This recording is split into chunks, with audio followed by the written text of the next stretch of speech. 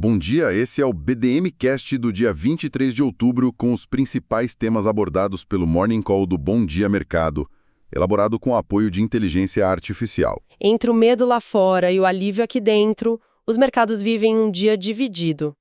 Sanções dos Estados Unidos contra a Rússia, incertezas com a China e balanços fracos em Nova York contrastam com a queda firme dos juros futuros no Brasil, embalados pelo otimismo com a inflação e as apostas de que o Copom pode antecipar o início do ciclo de cortes. Vamos aos destaques desta quinta-feira. Bom, começando então pelo cenário brasileiro, a gente está vendo a terceira queda seguida nos juros futuros na B3. Exato. E isso reflete, assim, uma avaliação de melhora na dinâmica de preços. Tem uma expectativa grande para a confirmação disso no IPCA 15 de amanhã, né?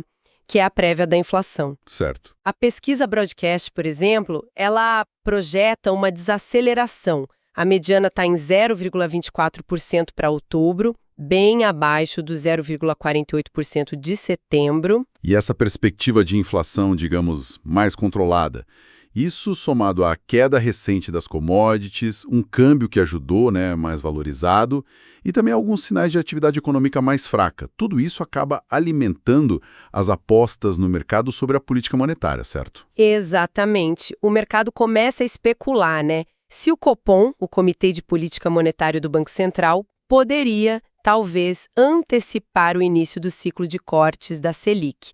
Olha, cálculos da EPS Investimentos, por exemplo, ontem mesmo indicavam que a curva já estava precificando uma chance de 64%. 64%? De corte de 0,25 ponto percentual na Selic já em janeiro de 2026.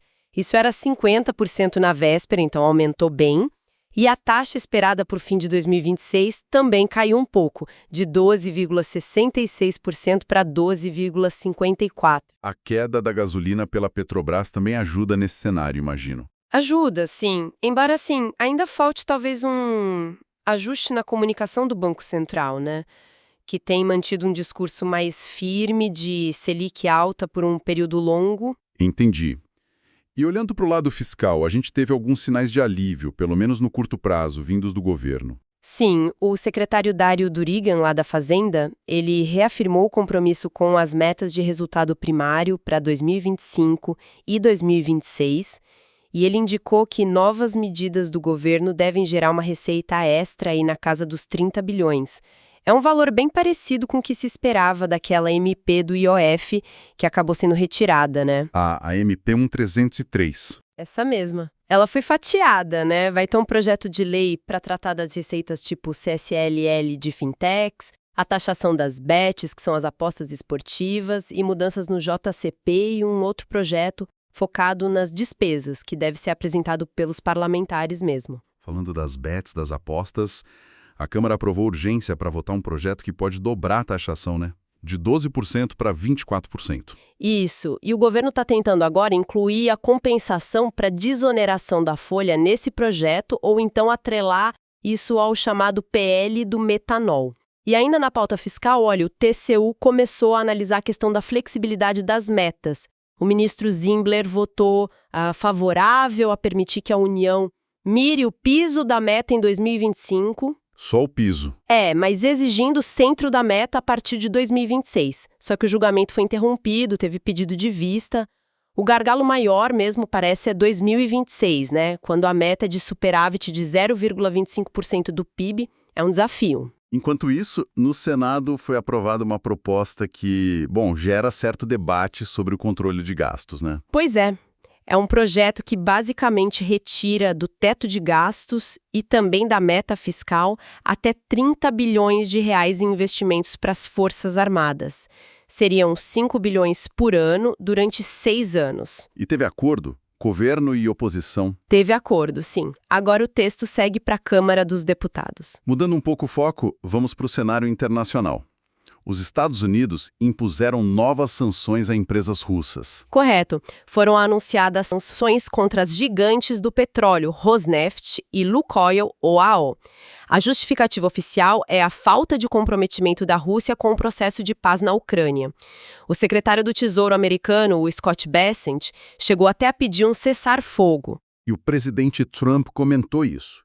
Diz que era a hora das sanções, mas também que espera que não durem muito.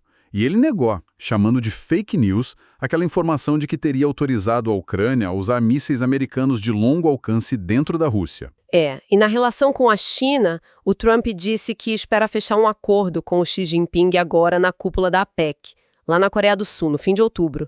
A conversa deve incluir Ucrânia e também as compras de petróleo russo pela China. Autoridades americanas confirmaram essa intenção de encontro.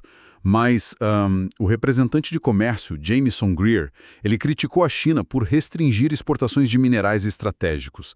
Chamou a postura de agressiva. Sim, e o Bessent, o secretário do Tesouro, considerou o sistema de licenciamento chinês para essas exportações como impraticável. Além disso tudo, parece que os Estados Unidos estão estudando limitar a exportação de alguns tipos de software para a China também. E internamente, lá nos Estados Unidos, a paralisação do governo, o shutdown, continua, né? Já são 23 dias. 23 dias. O líder democrata na Câmara, Hakeem Jeffries, ele disse que espera uma resolução até o fim de outubro. Mas a ala mais conservadora dos republicanos pressiona por uma lei de gastos que vá até dezembro de 2026. E isso tem impacto, claro. Com certeza. O Bessent alertou que a paralisação está atrasando a liberação de ajuda para agricultores. São os 3 bilhões de dólares parados. Bom, vamos checar a agenda desta quinta-feira, então. Aqui no Brasil, tem as reuniões trimestrais dos diretores do Banco Central, com economistas às 9h30 e 11 horas. Isso. E o resultado da arrecadação federal de setembro sai às 10h30, com uma coletiva às 11h. A estimativa mediana da pesquisa Broadcast é de 217,4 bilhões de reais. Mais cedo, às 8 horas, saiu a terceira prévia do IPCS.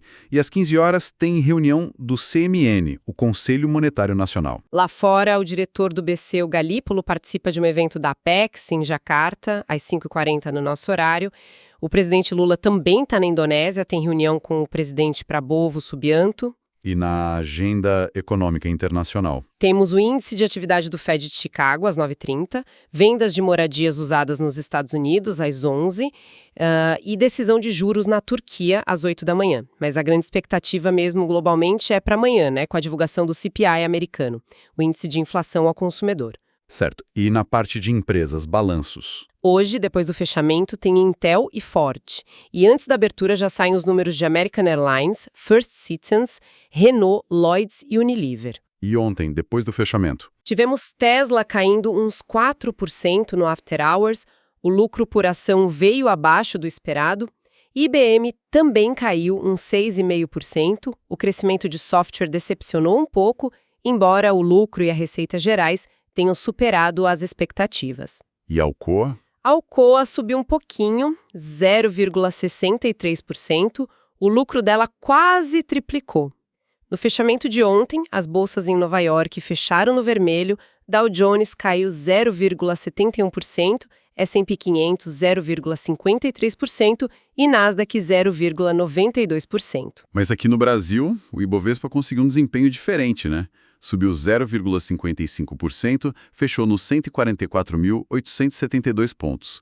Foi puxado principalmente por Vale, Petrobras e bancos. Exato. E o dólar teve uma leve alta, 0,12%, fechou a R$ 5,39,69.